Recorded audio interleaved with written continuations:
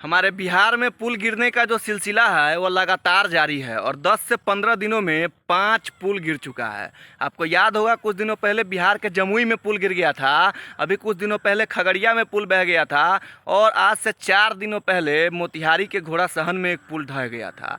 लेकिन कल एक ताज़ा घटना सामने आया है जहाँ बिहार के मधुबनी में एक पुल ढह गया है, पानी में बह गया और वो पुल जयनगर से नेपाल को जोड़ती थी। कुछ दिनों के बाद परीक्षा में ये सवाल पूछा जाएगा कि भारत के किस राज्य में सबसे ज़्यादा पुल गिरते हैं, तो उसको आंसर में लिखा जाएगा कि बिहार में। आपको याद होगा 2 दिनों पहले दिल्ली में झमाझम बारिश हुई थी और जिसका नतीजा ये था कि इंदिरा गांधी इंटरनेशनल एयरपोर्ट का छत धड़ाम से गिर गया था और उसमें एक टैक्सी ड्राइवर की मौत हो गई थी।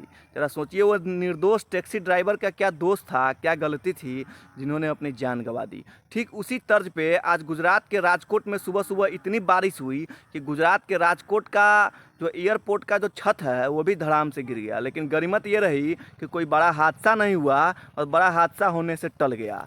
अभी कुछ दिनों पहले अयोध्या में जब झमाझम बारिश हुई थी तो अयोध्या में बनाया गया राम पथ वो धंस गया था। हालांकि वहाँ योगी आदित्यनाथ ने 6 अधिकारी को सस्पेंड जरूर कर दिया है, लेकिन एक बहुत बड़ा सवाल खड़ा होता है कि क्या भ्रष्टाचार के सीमेंट से इस तरीके के निर्माण के कार्य कब तक किए जाएंगे। जरा सोचिए, हमारे देश में आज भी अंग्रेज़ों के बनाए हुए वो पुल, वो भवन, वो सड़कें अभी भी जिंदा है और अभी भी टस से मस नहीं होता है।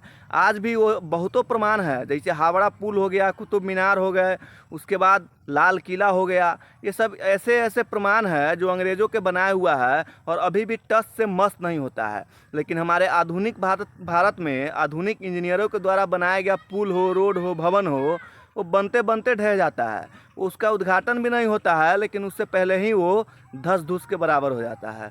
तो ज़रा सोचिए, इस सब के पीछे का जो कारण है वो भ्रष्टाचार का सीमेंट है, जिससे इस तरीके के भवन को, रोड को, पुल को निर्माण कराया जाता है। इसका नतीजा है कि इस सिस्टम में बैठा हुआ एक एक अधिकारी भ्रष्ट है और वो ठेकेदार से घूस लेता है। जब ठेकेदार से जब घूस ले लिया जाएगा तो ठेकेदार भी तो जैसे तैसे काम करके निकलिए नहीं जाएगा, उसको भी तो पैसा कमाना है। अगर हमारे देश का भ्रष्ट सिस्टम अगर ठीक हो जाए तो कोई भी ठेकेदार गलती करने से पहले 100 बार सोचेगा। यही हमारे देश की सच्चाई है। जब तक भ्रष्टाचार के सीमेंट से इन तरीके के विकास कार्य किए जाते रहेंगे तब तक इसी तरीके का पुल गिरेगा, रामपथ धंसेगा और दीवार गिरता रहेगा। यहाँ तक कि एयरपोर्ट का छत भी गिर जा रहा है। जरा सोचिए कितनी बड़ी बात है।